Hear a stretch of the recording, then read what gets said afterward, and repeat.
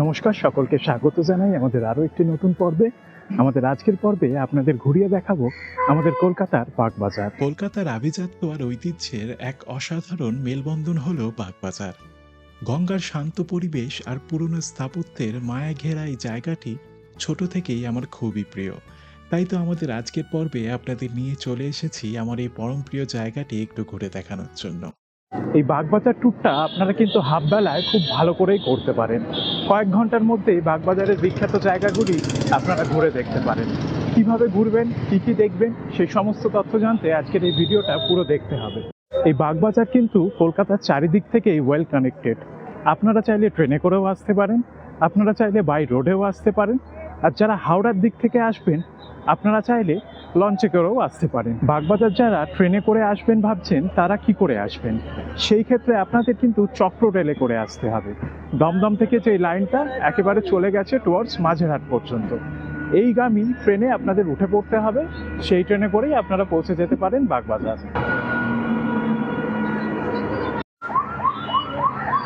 আপনারা যারা হাওড়ার দিক থেকে বাগবাজার ঘুরতে আসবেন তারা কি করে আসবেন, তাদের জন্য সব থেকে সহজ উপায় হচ্ছে ফেরি।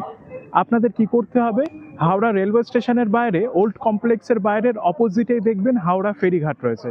সেখান থেকে আপনারা লঞ্চে করে সরাসরি পৌঁছে যেতে পারেন বাগবাজার। যারা বাই রোডে আসবেন ভাবছেন তারা নিজস্ব টু হুইলার বা ফোর হুইলার থাকলে সেটা নিয়ে তো চলেই আসতে পারেন। তাছাড়াও শহরের বিভিন্ন প্রান্ত থেকে কিন্তু সরাসরি বাস কানেক্টিভিটি রয়েছে এই বাগবাজারের। দক্ষিণ কলকাতা থেকে যারা আসবেন তারা নিউ গড়িয়া বাগবাজারগামী এই বাসটা ধরতে পারেন। আমি যেমন বিধাননগর থেকে আসলাম, সেখান থেকে আমি এই বাসটা করেই আসলাম। তাছাড়াও মেট্রো করে যারা আসবেন ভাবছেন, সেটাই করে আসতে গেলে বাগবাজারের নিকটবর্তী মেট্রো স্টেশন হচ্ছে শোভাবাজার সুতানুটি।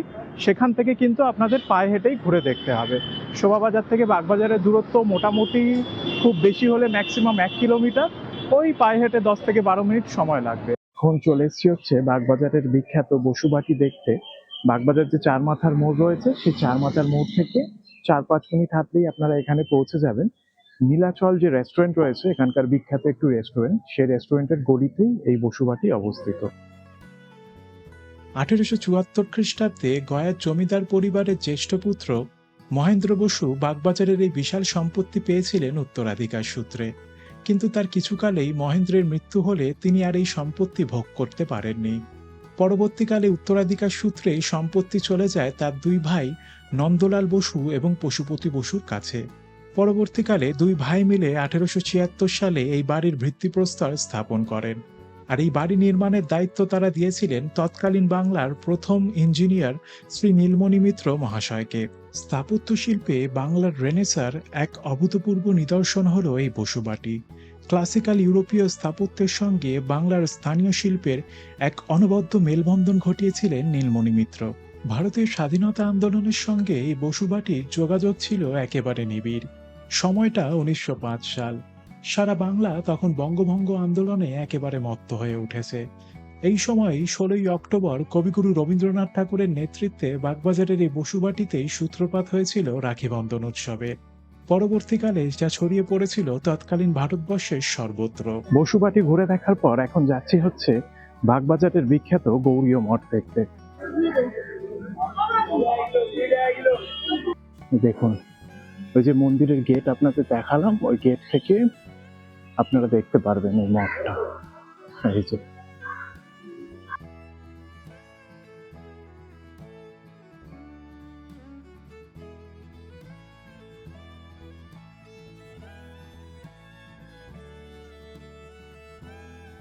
1930 খ্রিস্টাব্দে শ্রীল প্রভুপাদ এই বাগবাজার গৌড়ীয় মঠের প্রতিষ্ঠা করেছিলেন। এটি কিন্তু বর্তমানে গৌড়ীয় মঠের প্রধান কার্যালয়। বাগবাজার এই গৌড়ীয় মঠ প্রতিদিন ভোর 5টা থেকে বেলা 1টা পর্যন্ত খোলা থাকে, আবার দুপুর 1টা থেকে বিকেল 4টে পর্যন্ত বন্ধ থাকে, আবার বিকেল 4টে থেকে 8টা সাড়ে 8টা পর্যন্ত খোলা থাকে। বাগবাজার গৌড়ীয় মঠে এখানে একটা মিউজিয়াম রয়েছে, শ্রী চৈতন্য মহাপ্রভু মিউজিয়াম। এই হচ্ছে সেই মিউজিয়াম, এটা চাইলে আপনারা ঘুরে দেখতে পারেন। এই হচ্ছে টিকিট কাউন্টার, এখান থেকে টিকিট নিতে হবে, টিকিট মূল্য 50 টাকা। এই মিউজিয়ামে কিন্তু বেশ কিছু দেখার জিনিস রয়েছে। এই মিউজিয়ামে একটা মূর্তি রয়েছে মহাপ্রভুর, মূর্তিটি অসাধারণ।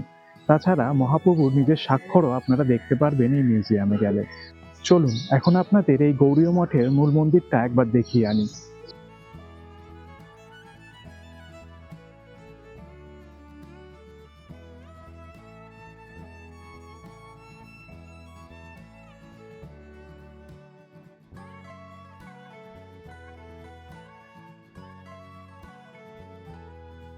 আপনারা চাইলে এই বাগবাজার গৌরীয় মঠেও কিন্তু দুপুরে ভোগ খেতে পারেন।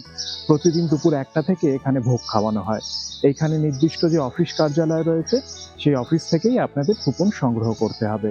সকাল সকাল যত পারবেন কুপনটা কেটে নেবেন এবং দুপুরে এসে এখানে খেয়ে যাবেন।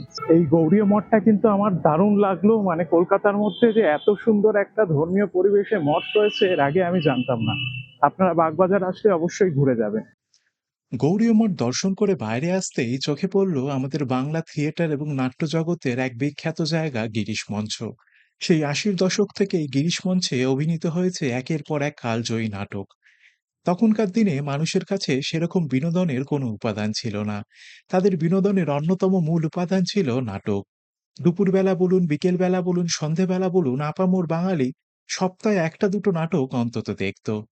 বিখ্যাত নাট্যকার গিরিশ ঘোষের নাম অনুসারে এই মঞ্চটির নাম রাখা হয় গিরিশ মঞ্চ।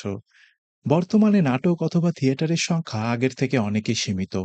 নাটক ছাড়াও এই প্রেক্ষাগৃহ ব্যবহার করা হয় বিভিন্ন সরকারি অনুষ্ঠান ও সেমিনারের জন্য। এখন আপনাদের ঘুরিয়ে দেখাবো হচ্ছে বাগবাজারের বিখ্যাত বলরাম মন্দির। এই মন্দিরটিও বেশ পুরনো আর খুব ভালো শুনেছি। তো দেখে আসি ভেতরটা কিরকম। এই দেখুন, এটাই হচ্ছে বলরাম মন্দির। মন্দিরটা কিন্তু বাইরে থেকে খুবই সুন্দর। এই বারান্দাটা অসাধারণ।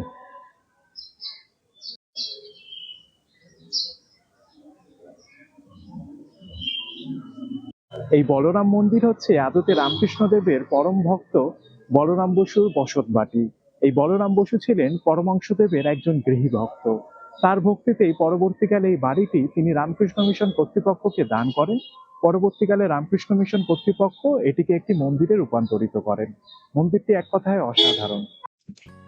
বাগবাজারে বলরাম বসুর এই বাড়িতে একাধিকবার এসেছিলেন পূজনীয় শ্রী শ্রী রামকৃষ্ণ পরমাংশদেব ও মা সারদা দেবী।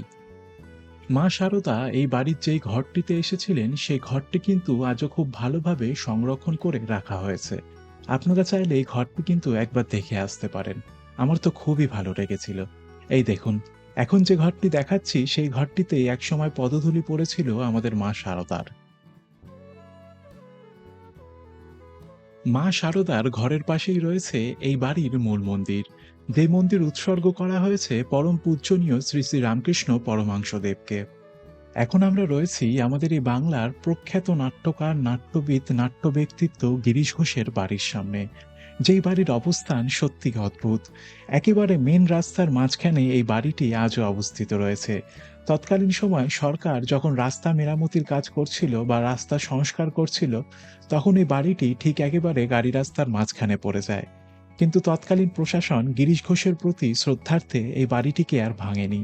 একেবারে যেরকম ছিল সেরমভাবেই খুব সুন্দরভাবেই ধরে রাখা হয়েছে। বাংলা নাটক আর থিয়েটারের জগতের এক অন্যতম গুরুত্বপূর্ণ ব্যক্তিত্ব ছিলেন এই গিরিশ ঘোষ। শুধুমাত্র নাট্য রচয়িতা বা নাট্যকার হিসেবেই নয়, অভিনেতা হিসেবেও তার দক্ষতার কোনো তুলনা ছিল না। সারাটা জীবনই তিনি ব্যয় করেছিলেন নাটকের জন্য। নাটকের প্রতি তার এই ভালোবাসা, থিয়েটারের প্রতি তার এই আত্মত্যাগকে সম্মান দিয়েই যখন বাগবাজারে এখানে রাস্তা তৈরি হয়, তার বাড়িটি কিন্তু ভেঙে ফেলা হয়নি। তার বাড়িটিকে একেবারে সংরক্ষিত করে রাখা হয়েছে ইতিহাসের সাক্ষী হিসেবে। আজও গিরিশ ঘোষের কথা বর্তমান নাট্য জগৎ তথা সিনেমা জগৎ ভোলেনি। গিরিশ ঘোষ হচ্ছে এক প্রবাদ প্রতিম ব্যক্তিত্ব। বাগবাজারের এই বাড়িতে দীর্ঘদিন বসবাস করেছিলেন আমাদের সকলের পরম প্রিয় সিস্টার নিবেদিতা। সিস্টার নিবেদিতার আসল নাম হলো মার্গারেট এলিজাবেথ। তিনি আদতে ছিলেন সুদূর আয়ারল্যান্ডের বাসিন্দা। আয়ারল্যান্ডে তিনি শিক্ষকতা করতেন। দীর্ঘ 10 বছর শিক্ষকতা করতে করতে তিনি আস্তে আস্তে বৌদ্ধ ধর্ম সম্পর্কে জানতে শুরু করেন। সেখান থেকেই তার আগ্রহ জন্মায় হিন্দু ধর্মের প্রতি। তারপর 1895 সাল নাগাদ লন্ডনে তিনি স্বামী বিবেকানন্দের একটি সেমিনার অ্যাটেন্ড করেন, যার মূল বিষয়বস্তু ছিল বেদান্ত দর্শন। সেখান থেকেই তিনি বেদ এবং বেদান্তের প্রতি আকৃষ্ট হন। পরবর্তীকালে তিনি স্বামী বিবেকানন্দের শিষ্যত্ব গ্রহণ করে আমাদের ভারতবর্ষে পদার্পণ করেন এবং বাগবাজারের এই বাড়িটিতে এসে থাকতে শুরু করেন। এবং জীবনের শেষ দিকে কিন্তু সিস্টার নিবেদিতা জড়িয়ে পড়েছিলেন ভারতবর্ষের স্বাধীনতা আন্দোলনের সঙ্গে। আমরা এখন চলে এসেছি আমাদের এই বাগবাজার ভ্রমণের মূল আকর্ষণ মায়ের বাড়ি দেখতে। এই মায়ের বাড়ি কিন্তু প্রতিদিন সকাল 6টা থেকে দুপুর 11টা পর্যন্ত, তারপর আবার বিকেল 4টে থেকে রাত্রি 8টা সাড়ে 8টা পর্যন্ত খোলা থাকে।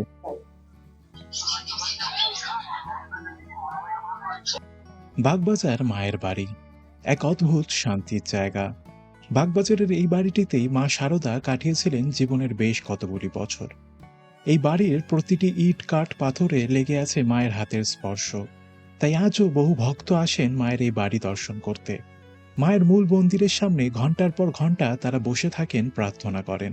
আমি যেই সময় গিয়েছিলাম তখন মায়ের মূল মন্দির বন্ধ হয়ে গিয়েছিল, তাই আপনাদের মূল মন্দির দেখাতে পারলাম না।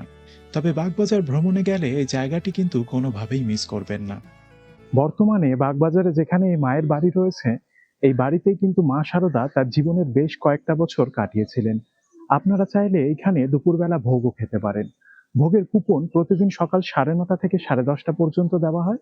আপনাকে 10:30টার মধ্যে এই কুপন সংগ্রহ করতে হবে। আর ঠিক সকাল 11:30টার মধ্যে সেই কুপন নিয়ে আপনাকে পৌঁছে যেতে হবে এখানে যে প্রসাদ ভবন রয়েছে তার সামনে।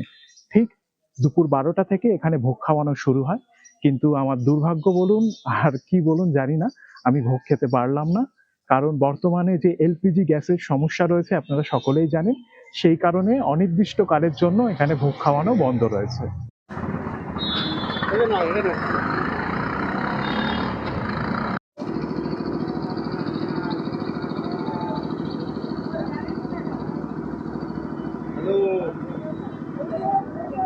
এখন আমি রয়েছি বাগবাজার মায়ের ঘাটে। একসময় এই ঘাটেই প্রতিনিয়ত স্নান করতে আসতেন মা শারদা। পরবর্তীকালে মা শারদার নামেই এই ঘাটের নামকরণ করা হয় মায়ের ঘাট। আমাদের কলকাতা শহরের অন্যতম প্রাচীন একটি মা কালীর মন্দির হলো এই সিদ্ধেশ্বরী কালী মন্দির। এই মন্দিরে এসেছিলেন গিরিশচন্দ্র ঘোষ থেকে রামকৃষ্ণ পরমহংসদেব। গিরিশচন্দ্র ঘোষ ভালোবেসে এই দেবীকে উত্তর কলকাতার গিন্নি মা বলে ডাকতেন।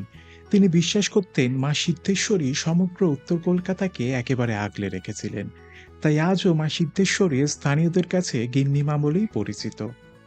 এছাড়াও এই মন্দিরে রামকৃষ্ণদেব একাধিকবার এসেছিলেন।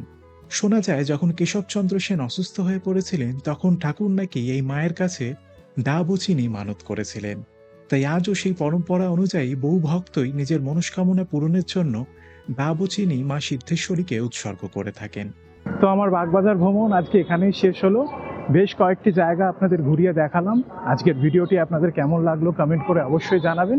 আপনাদের সঙ্গে আবার দেখা হচ্ছে পরবর্তী পর্বে।